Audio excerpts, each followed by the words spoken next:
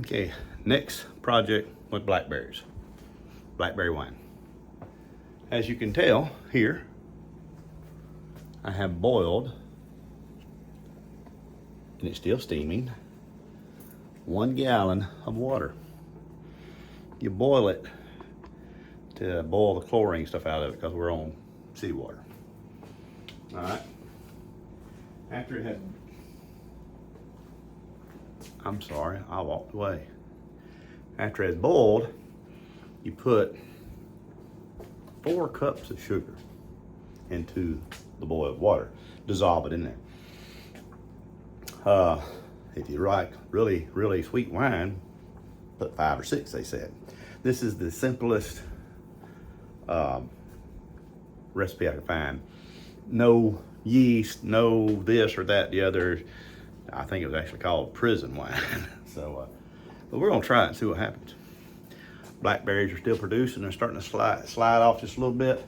So I decided to go ahead and do this while I had plenty of blackberries. Our jelly is coming along pretty good. So, but yeah, so you just add,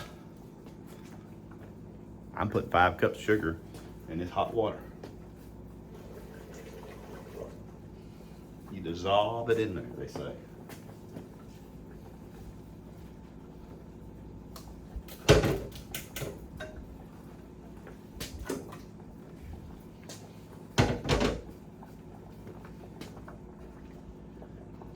Stir it gently, counterclockwise. If you stir it clockwise, it'll make vinegar.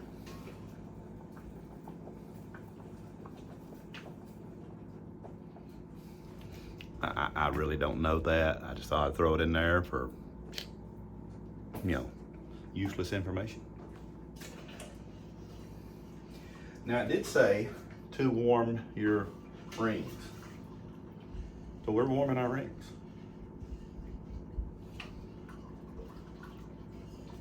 Didn't say anything about warming the bottles, the jars, but they have been cleaned. And we're not going for a canning type deal. So, and I mean, if you look at what's going on, they have fermentate, and that's what makes wine. So, I guess you don't need a sterilized bottle to make wine. I'm going to find out though. But I feel sure the reason why you have to heat the rings and the lids. Oh, and if you go looking for canning rings, look for bands. They don't call them rings anymore. They call them bands, apparently.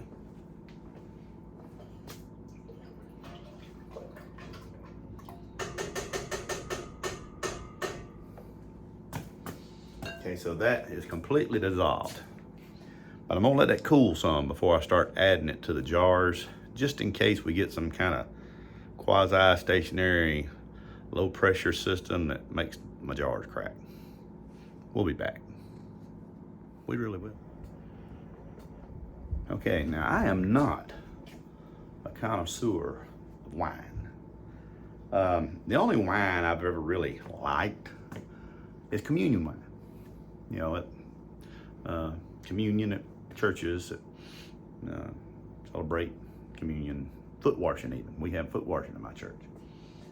And the wine that is served at communion, which is a representation of the blood of Christ, has always been provided by one of the good deacons who made it. And of course, homemade wine has a lot different taste to it than this stuff you get out here at restaurants and places like that. It has a sweet taste to it, not dry, it's not bitter. So when I go and take a sip of wine from one of those places I mentioned, restaurant, something like that, it don't deal well with my palate. I'll never forget when we went up to Charleston to visit my cousin. We went on a plantation tour somewhere, but they had a wine tasting. So we had to sign up for that. And every little sip of wine they gave me, I made them a face apparently, because the little girl serving, she said, "You don't like that?" I said, "No, I don't." And she said, "Well, here, they had popcorn that cleanses your palate." She said, "Here, eat a few pieces of popcorn, you'll like this." I tasted. "No, I'm sorry, I don't like it." And she said, "Well, do you drink wine?" I said, "Homemade wine." She said, "All right, you don't need to try any more of this stuff. You're not gonna like it. So, and I have made wine in the past with a recipe a man from Lodge gave me. There again, a good deacon. And that, you actually buried it. You had to put it in a 1 gallon container. And you had to mash it all up, mix your sugar with it. Once again, no yeast or anything like that. But you had to mash it all up, and no heat or anything, and go bury it 1 foot underground and leave it for 3 months. Had to be 1 foot. The top, Jeff, that's what he told me, Jeff, you gotta have that lid 1 foot below grade. And it didn't taste too bad. But that was with grapes or muscadines, I can't remember, probably grapes. But since I have such an abundance of blackberries, blueberries would be a good try too. So right now I've got the blackberries washed. I've cleaned them up real good. Try to get any imperfections out of there, because when you think about it,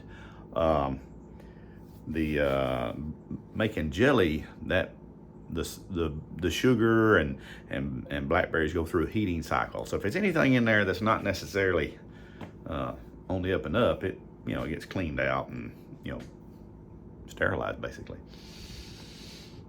Not doing that with these, so I went through there and washed them real good with the colander, and got all the debris out of them. So we're waiting right now for the sugar water to cool. It's still got a little bit of stink to it, but I will show you something. This is the pitcher that I'm gonna put that sugar water into. My wife said, that is a beautiful pitcher. This was my granny's.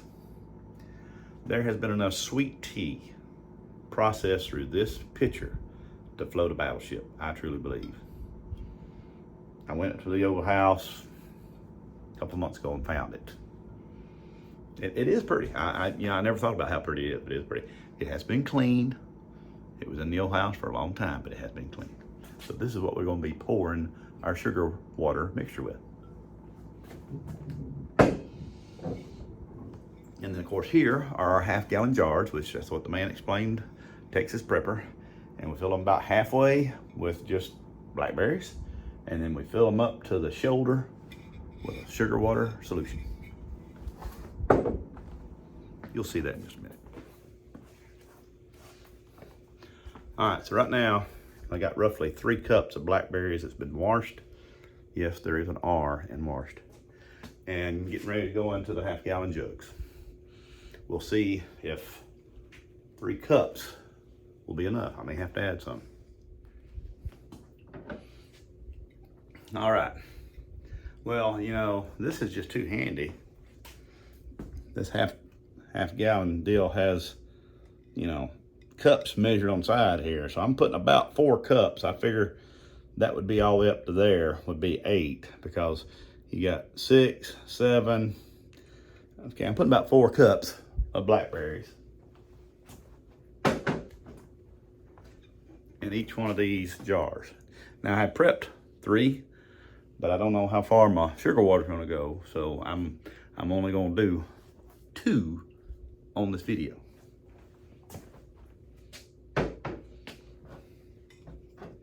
My sugar water solution is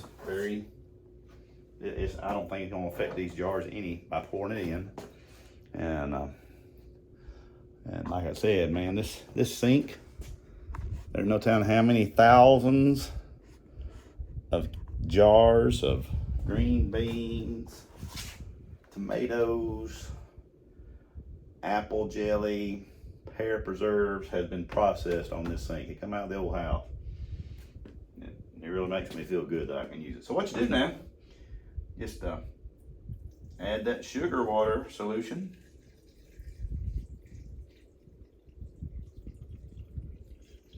And bring it up to the shoulder.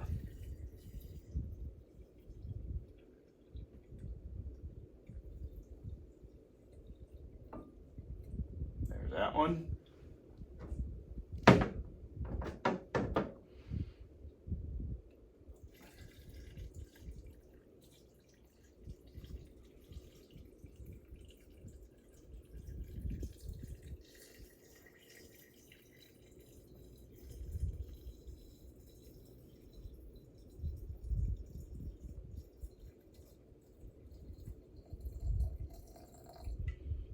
There's that one. That's the first liquid that's been poured out of this pitcher. Granny's been dead 25 years, 20 years. And of course she wasn't living in the home for several years prior to that, but probably the first liquid poured out of that little pitcher in easily 20 years. All right, so now we get a lid that has been warmed. Now I don't know why you warmed the lids, but not the bottles. But there again, we're not canning these things. But I'll go through the motions.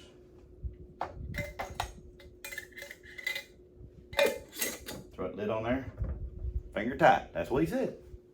I don't know. Finger tight. There's that one.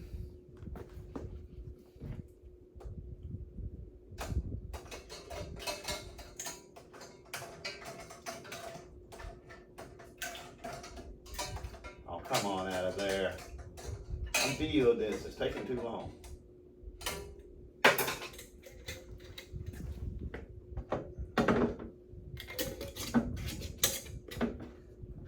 Now, this will start to ferment. That's why you have to leave all this space at the top. That way it's got room to move. And as far as the lid, his was protruding up. So that keeps it under pressure. And then I just got to put it in a cool, dry area. Not cool and dry, cool and dark. It better be dry in my basement. I got plenty of nooks and crevices so I can hide this stuff. I mean, not hide it, but just store it. So there it is. Looks like I may have, I believe I've got enough sugar water to make that other half gallon. And I know I got plenty of blackberries. So now in about 5 or 6 months, we'll pop the top and see what we got. We'll see. I'll post this video, and then when it comes time to look in on them, I'll make another video, because you got to strain them and all that good stuff, get all the bits and pieces. And you know, if it was honey, we'd be saying get the bee wings and bee legs out of it, but don't do that. Anyway, I appreciate you watching. Jeff Eubanks. Give me a like.